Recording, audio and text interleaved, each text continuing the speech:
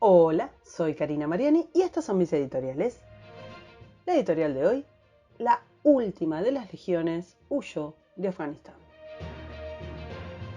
Pasaron 20 años desde que Al-Qaeda lanzara su ataque más feroz y estratégico, con un grupito de suicidas y unos cursitos de vuelo. Solo esto bastó para burlar al gigante militar y a su temida inteligencia.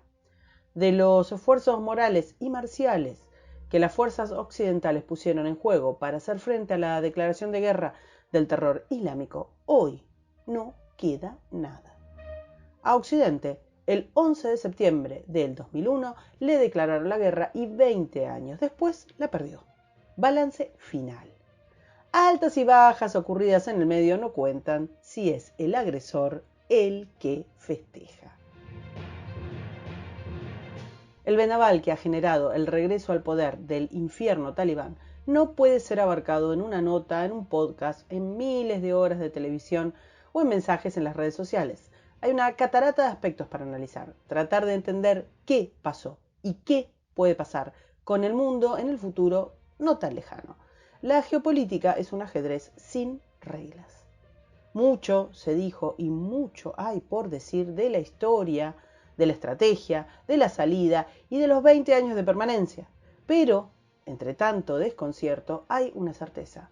Millones de mujeres pasarán a tener estatus de alimaña y nada podremos hacer por ellas. La tiranía del neutralismo y del relativismo han dado lugar en estos pocos días a la indiferencia hacia la causa de la libertad y de los derechos humanos.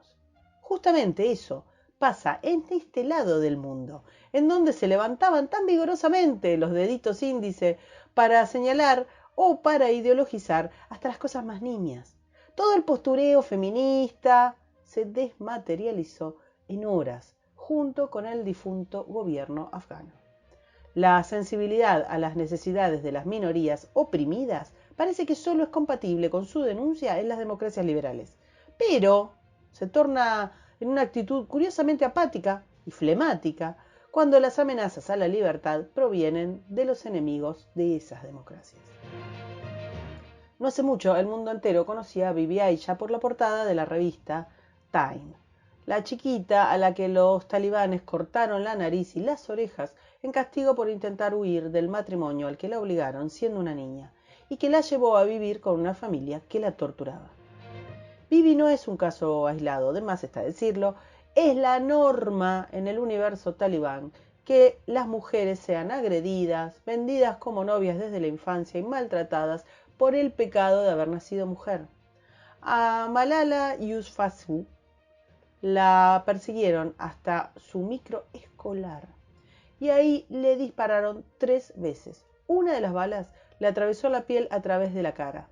Tenía 15 años y su delito había sido pedir públicamente educación para las niñas.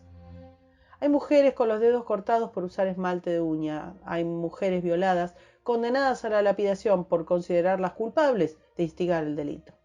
Hay mujeres que mueren de las enfermedades más tontas porque no pueden ser tratadas por médicos varones. Y por cierto, las mujeres tienen prohibido estudiar. Vale decir, las mujeres no tienen derecho a curarse, ni a nada. Mucho se ha dicho sobre que el régimen talibán es un regreso al medioevo, pero esto es perverso. La Edad Media, esos flexibles 1000 años que comienzan cuando Odacro pone fin al Imperio Romano de Occidente y termina cuando Mehmet el Conquistador hace lo propio con el Imperio Romano de Oriente, son una época marcada por grandes avances en la producción agrícola, que se tradujo en la obtención de 2 cosechas al año y una consecuente aumento de la producción y por ende del crecimiento demográfico. En la Edad Media floreció la arquitectura religiosa, la militar y la civil. De ahí nos llegan majestuosos templos, catedrales magníficas, castillos, fortificaciones y las ciudades como evento social, ese gran fenómeno medieval que trajo tantos cambios políticos que derivan de ellas. También del medioevo es la adopción de la pólvora, de los molinos de agua y viento. La Edad Media nos legó la precisión con la medición del tiempo, con los relojes mecánicos y con la brújula que amplió horizontes. De la Edad Media también son los anteojos y la imprenta, el desarrollo matemático y de la medicina. Un escueto párrafo es un insulto para entender cuánto avanzó nuestra civilización en 1000 años. Pero, ¿qué de todo esto se asemeja al terror talibán, incapaz de todo arte, de toda ciencia y de toda creación? La Inquisición, se ha dicho por ahí. ¿El talibán se asemeja a la Inquisición? Veamos. Un punto que vale la pena aclarar es que la horrorosa Inquisición medieval es marginal al lado de la calamidad que ocurre en la Edad Moderna cuando se transforma en un instrumento del Estado moderno. Basta con ver los registros porque la Inquisición era una institución aceptada y había minuciosos registros.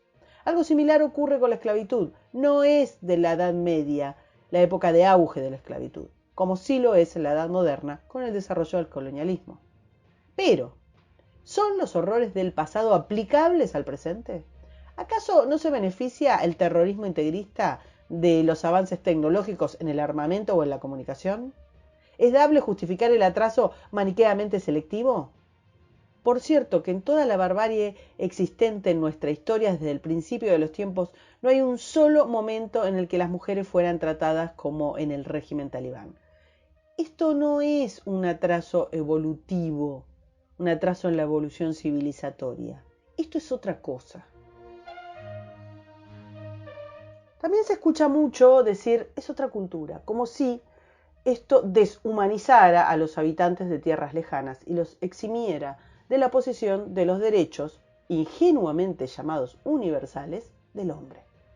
Pero este planteo no solo es perverso, también es falaz. Este Afganistán infernal no es una cultura milenaria. En el siglo pasado, apenas hace años, pocos años, las mujeres afganas eran consideradas humanas. Vestían con minifaldas, tenían el pelo al aire, se maquillaban y sonreían. A comienzos del siglo pasado, el rey Amanullah alentó la educación femenina y en 1921 se abolió el matrimonio forzado y el matrimonio infantil. Hacia los años 50, Mohammed Daoud Khan, tanto como primer ministro como cuando fue presidente, amplió la presencia pública femenina con más espacios de trabajo y de estudio. En 1950 se eliminó el purdá, que es una práctica segregacionista por la cual las mujeres deben ser ocultadas de los hombres que no sean sus parientes directos. Y en 1964 se aprobó la Constitución de Afganistán con la incorporación de un nuevo parlamento elegido por sufragio universal. Y sí, las mujeres tenían derecho a votar. No es parte de la diversidad cultural que la mujer afgana sea tratada como una rata. No es otra cultura. Sin embargo, muchas voces han salido a contextualizar la aberración talibán en estos días.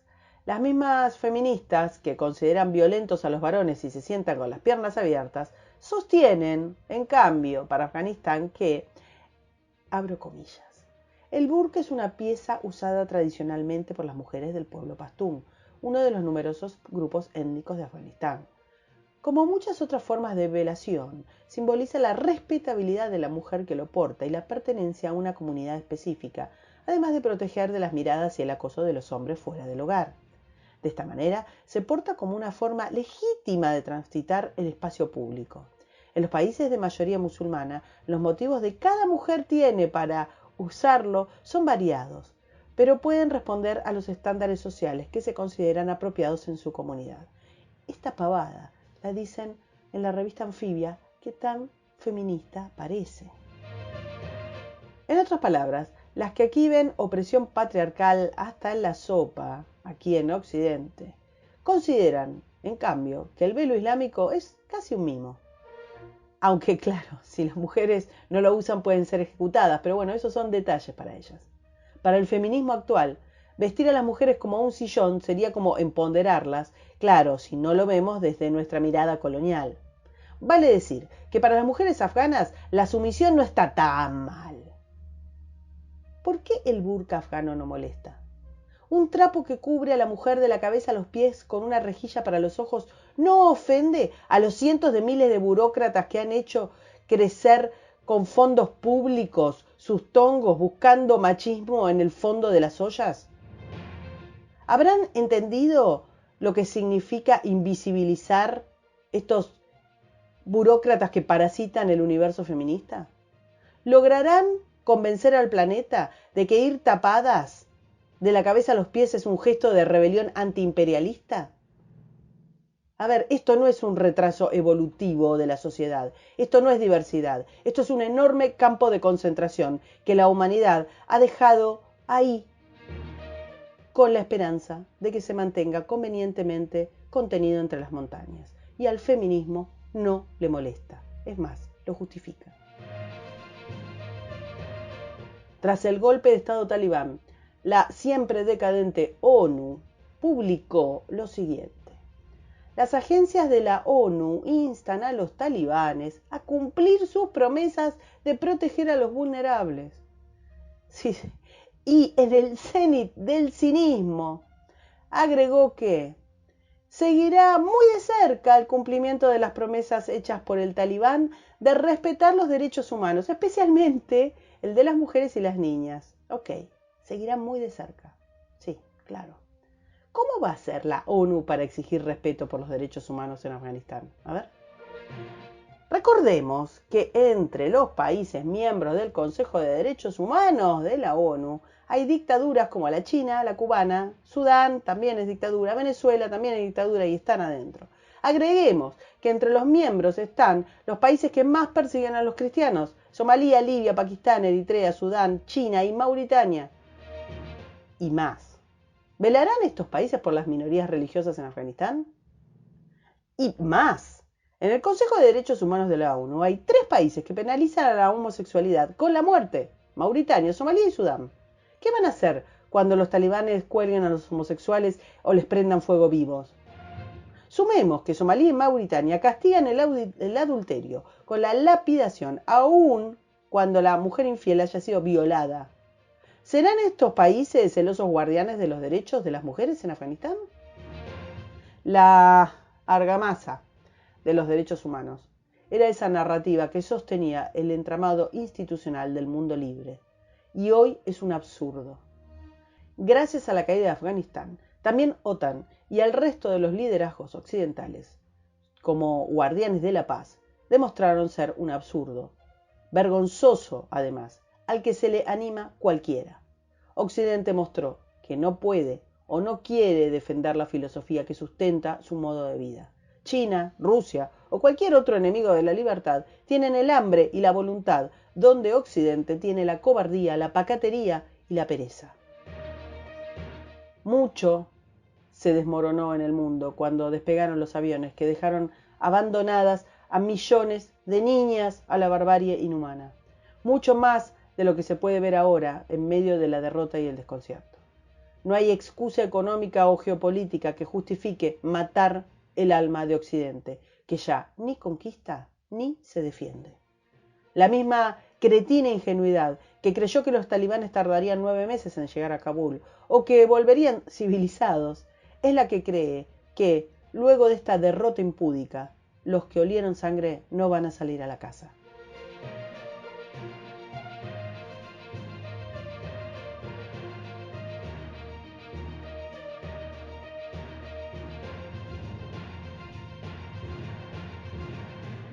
Para escuchar todos los editoriales, suscríbete, me gustealo, compartilo y nos vemos en la próxima. Muchas gracias.